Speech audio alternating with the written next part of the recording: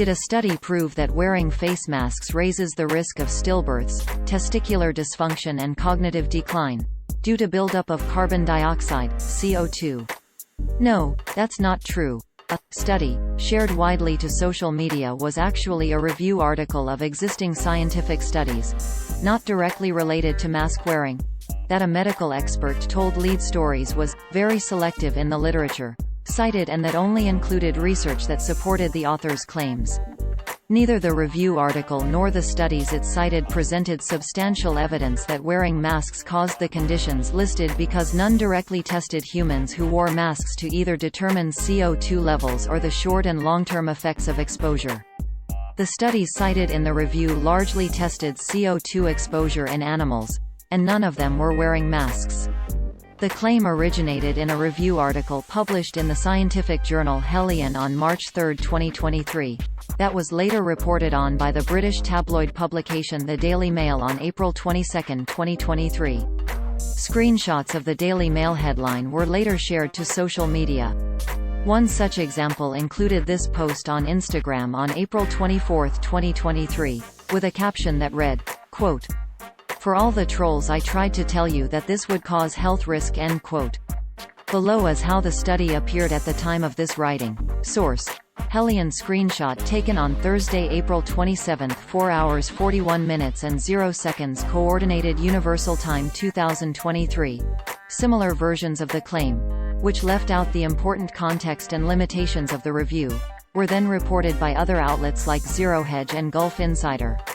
Another example, The Daily Skeptic, copied text verbatim from the Daily Mail article, which included the below concerns, quote, "But independent doctors have questioned the conclusions of the study, which never directly looked at health complications and mask use, describing the link as unlikely.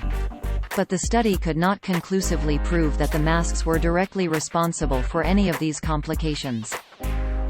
The main caveat of the research is that the studies looking at the potential toxic effects of carbon dioxide are animal studies, because these experiments would not be ethical in humans. The researchers also noted that none of the studies in their review looked directly at mask use and miscarriages, infertility and neurodevelopment disorders. The researchers also noted that the exact effects of toxic levels of CO2 on unborn life is not known in great detail. End quote. Lead stories emailed with Phil Chillibeck, a professor of kinesiology at the University of Saskatchewan whose work has included the physiological effects of wearing face masks during exercise, such as impacts to oxygen levels and breathing.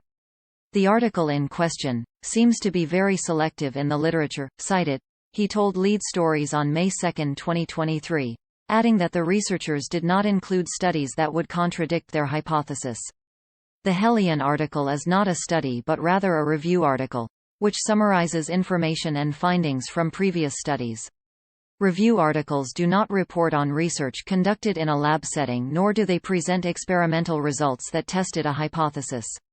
A review article is meant to give an overview of existing scientific evidence available on a given topic. So the Hellion review did not establish a causal link between potential CO2 exposure from wearing face masks and associated health conditions, because it did not directly test for CO2 levels that mask-wearing humans were exposed to, nor did the author determine potential health outcomes of such exposure. It is true that you are going to inhale a greater amount of CO2 while wearing a mask, but it is questionable whether this amount would result in any clinically important concern, explained Chillibeck, adding that his research group conducted a more thorough systematic review on exercise while wearing masks. Quote, "An advantage of a systematic review is that it is more objective than the scoping review done in the Hellion article. We found that inhaled CO2 levels were increased, but not to clinically meaningful levels, i.e. the levels were still within ranges considered safe. And from the studies we reviewed, there was no actual increase in levels of CO2 in the blood, probably because the amount of CO2 re-breathed with mask wearing was not enough to elevate blood levels of CO2."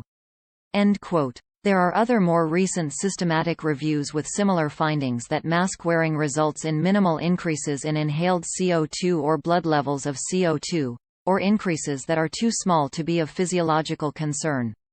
The Hellion article relied heavily on animal studies that included rats and guinea pigs as a means to suggest CO2 exposure would have similar effects in humans that wear masks.